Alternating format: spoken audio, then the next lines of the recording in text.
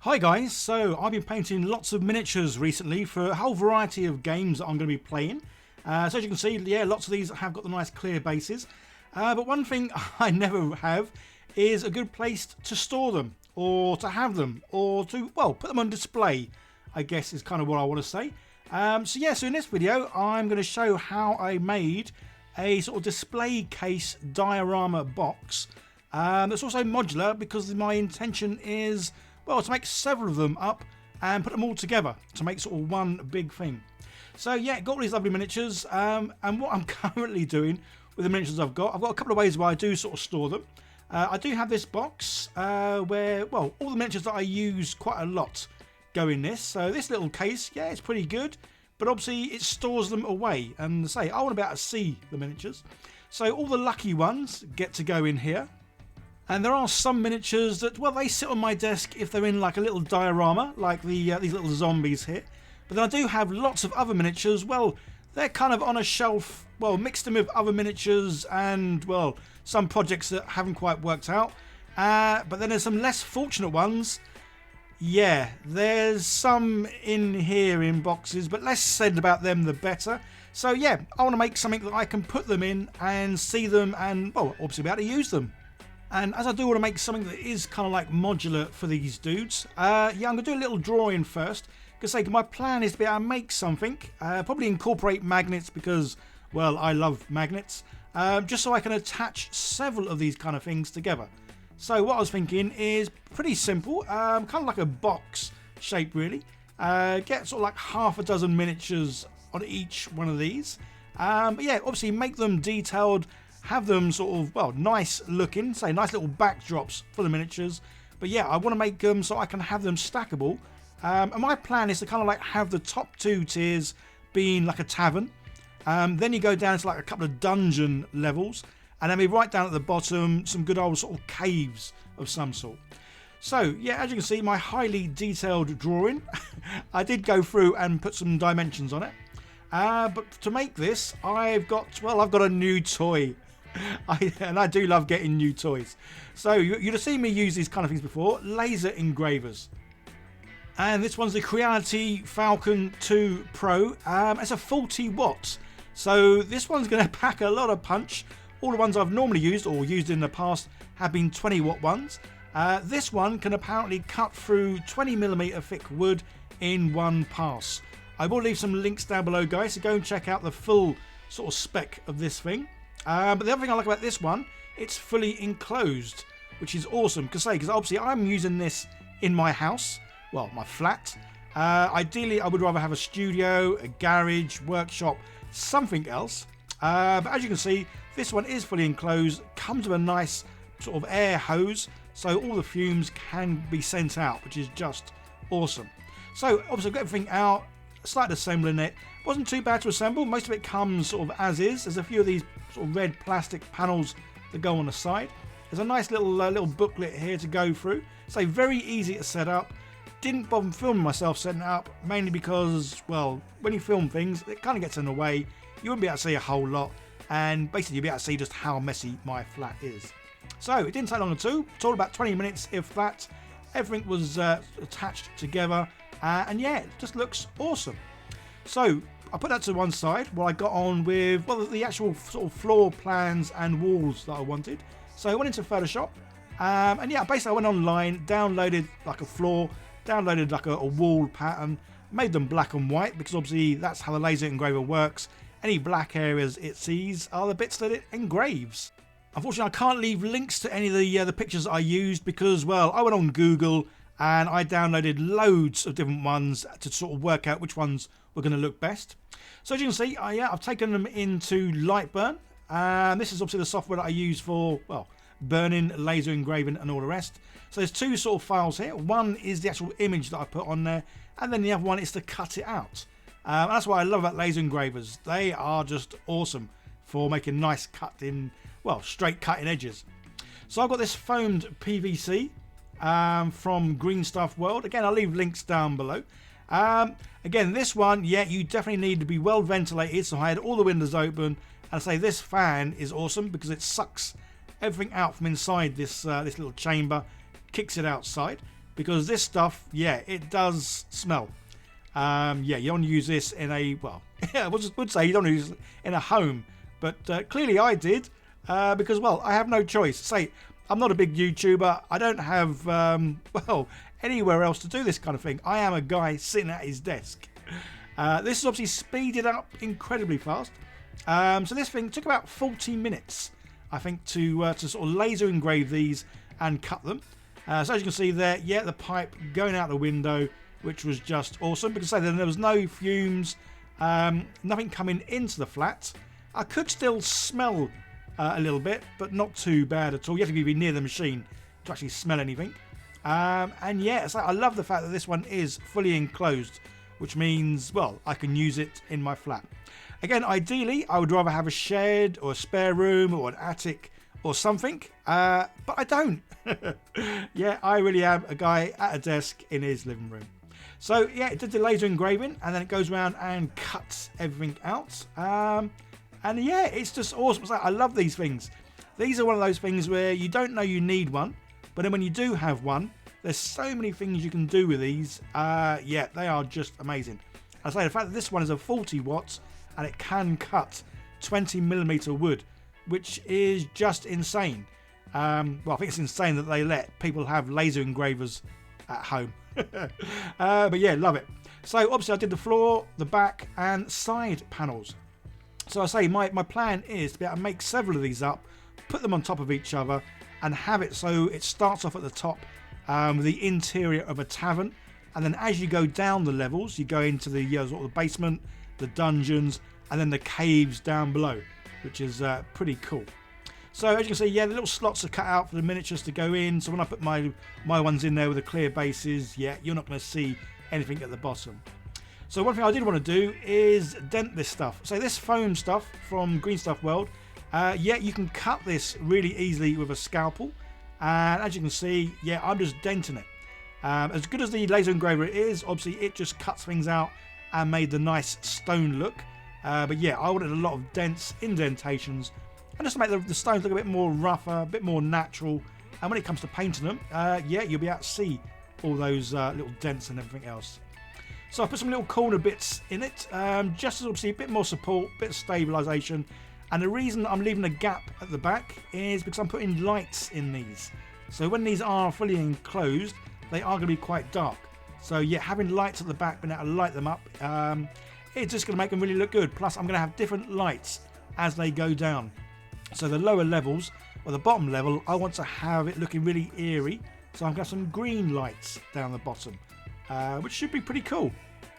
The other great thing with this foam PVC from Green Stuff World, yeah, you can just use super glue on it, as it doesn't make it dissolve. As I've used sort of like the old blue foam before, and you have to be careful what glue you use, because some glue, well, eats into it. So that's everything sort of joined together, and again, this is what I love about the laser engravers. So this stuff you could cut with a scalpel, but this, the laser engraver, obviously it just cuts nice, perfect edges every time. So I've got a roof on there. As you can see, there are holes in the top and the bottom. As I say, I want to put magnets in this, so when I have got several layers, they will stay together really, really well, because I'm, well, going to use some strong magnets in there. So I've printed out some bits on my Uniformation GK2. There's a link down below, guys, and there is a discount code. You can get $80 off if you are looking for a 3D printer. And there's also a link to Siraya Resin, and again, there's a discount code. If you use Miniature Hobbyist, you get 5% off that. So I got these bits and pieces from Thingiverse, which is a great place to go because everything's free there. I can't give links to these bits as well. I downloaded loads of bits ages ago, so I have loads of sort of like D&D and HeroQuest kind of terrain that I can just print out, well, as and when I need to, really. And again, yeah, these can just be glued as normal onto the PVC foam stuff I've got, which is just awesome. So guys, if you are new here and you like what I do, it'd be great if you could hit that subscribe button and turn on the bell, as I do produce, well, a good 2-3 videos a week, because, well, I do this full time and I'm making lots of bits and pieces. Most of the stuff I make is for the games that I play. So yeah, you will see a lot of sort of D&D, HeroQuest, kill team stuff, but you're soon going to be seeing a lot of zombie stuff as well, because, well, there's a few zombie games out there that I'm going to be getting into. So, but obviously everything I do, it will contain miniatures. So yeah, magnets. I've got my little stick here with magnet in it. So I have a red end and a black end, just so I know, well, which polarity I'm going for. So that's everything in there, and yeah, it's coming on quite well. Obviously, where the two bits meet, I don't really want the sort of the square edge there, so I'm going to put some little stones in there. Although this does look like cat litter, but those little black bits in there are, well, they're black stones from something else. And then yeah, I love using super glue. It's my kind of go-to glue. So the fact I can use it with this PVC foam is just awesome. And then simply, yeah, just drop in the stones in the corner, let the glue dry, and then just shake off any excess bits. And so it's just a great way of, well, disguising that sort of corner edge. Plus, again, it makes it look a bit more natural with some sort of debris, well, all over the floor. So, good old slap chop. Yeah, everything I do slap chop, whether it's miniatures or terrain or vehicles, yeah, it all gets done the same. Just because this is a nice, easy go-to way for me for getting great results quickly, which is kind of what it's all about, because I want to be painting and playing. So yeah, definitely more time for playing. So good old dry brushing, bit of white everywhere. So that doesn't take long to do. And then yeah, because I want to put some lights in this, because once I put the lid on, it's going to be very dark inside. So what I'm going to do is initially put the lights on the lid. And then obviously I'm going to cut out a little groove in the back. And I've got a little battery pack here already, so I can just turn them on and off real easy. And as mentioned earlier, yeah, I'm going to have different lights depending on the levels that they're going to go down. So especially for the lower levels, I reckon green would be quite cool, because what I might do is have all the sort of the heroes and normal sort of figures at the top, and as we go down, yeah, start putting some more of the bosses and all the monsters down below. And as you can see there, yeah, when it lights up, it lights it up a treat. So I've got this front little bit that's going to go on there as well. And yeah, it's going to look really cool when it's all lit up.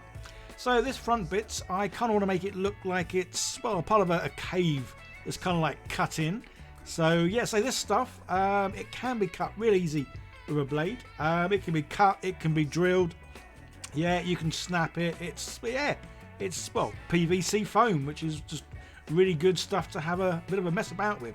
And so the fact that I can cut it real easy with the old laser engraver, well, I was saying that, the laser engraver by Creality that I've got, say the fact that it can cut 20mm wood in one pass, yeah, it is super strong. So obviously this bit did take a little bit of time and a bit messy, but it was fun. It is fun.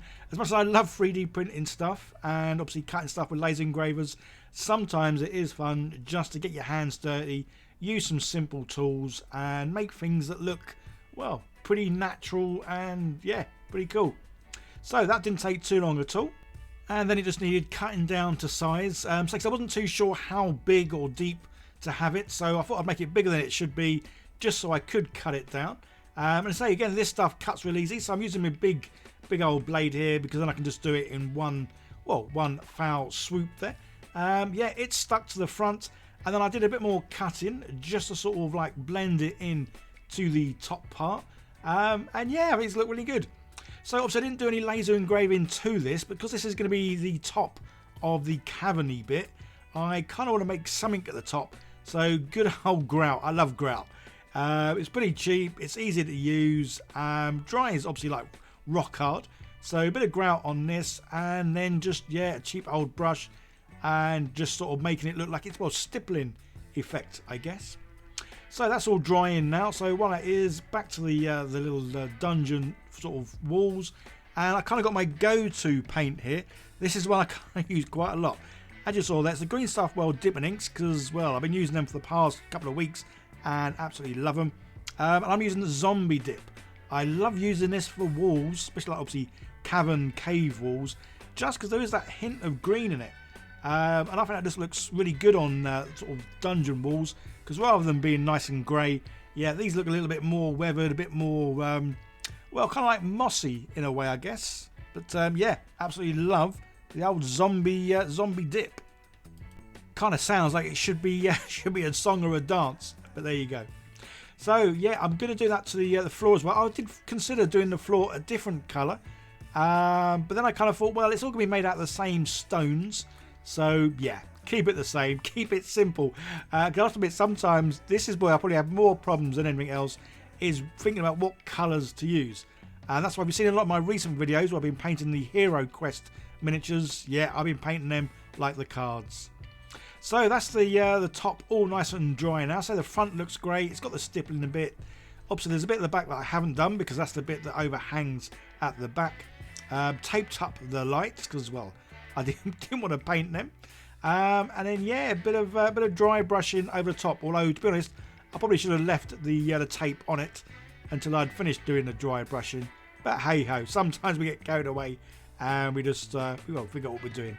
So yeah, it fits nicely. So the lights light up the inside really well. And I say when I got quite a few of these stacked on top of each other, yeah, being able to turn the lights off and on separately, I reckon it's going to look really good. So I will be making more of these guys. And yeah, if you have any ideas of what kind of things I should make, by all means let me know in the comments. I say I'm kind of thinking the top 2 levels will be the interior of a tavern.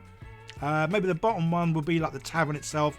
The top one could be sort of bedrooms or something like that. And then possibly the next level down could be, well, full of wine and beer perhaps. And then going down into like the dungeon levels, which is what we're making here. And then yeah, the couple of the lower ones would be more caverns, maybe lava or flowing green goopy stuff. I'm not too sure. But again, yeah, guys, let me know in the comments. I'm kind of thinking I'm going to make 7. I reckon 7 of these stacked on top of each other will be quite cool. Plus, I am thinking about making something at the back so it can sort of attach to a wall. So again, I'm always short on space. So anything I can do to take up the least amount of sort of definitely desk space, the better. So yeah, hanging things on walls is really good. So the magnets I've got in these are strong magnets. But yeah, if I was going to attach it to a wall, I'd probably have it so like the bottom one, middle one, and maybe the top one all attach. Don't forget to hit that subscribe button, guys, as yeah, I really want to end this year on 100k subscribers. I know we're only sort of just into the year, but I've still got quite a way to go. And yeah, I think I can only really do that, obviously, with your help. So liking, sharing, subscribing, obviously leaving comments. Yeah, it'd be a great way to, well, help me achieve my goal.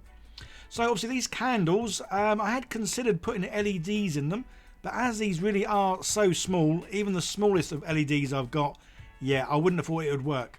So as I want to make them look like they are kind of on, doing a bit of dry brushing, again, around the candles here, just to make the walls sort of light up. So starting with some white, and then because the candles, I'm going to be painting them probably like in a yellow, orangey, red sort of colours. So yeah, again, a bit more dry brushing, a little bit lighter this time, and just going around with a little bit of yellow, just because obviously this will be in the well, on the candle. And say a nice simple effect, again, dry brushing.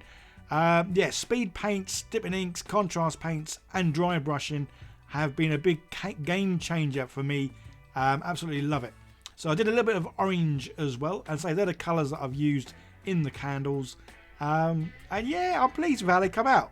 It's not something I've done that much of, so again, practice makes perfect. But yeah, for a simple little thing, the candles look, yeah, don't look too bad at all. And then a little bit of wash just going over the columns, just to give them that bit of a dirty, grimy look, as this obviously is meant to be a cave, so there's no one down here cleaning it.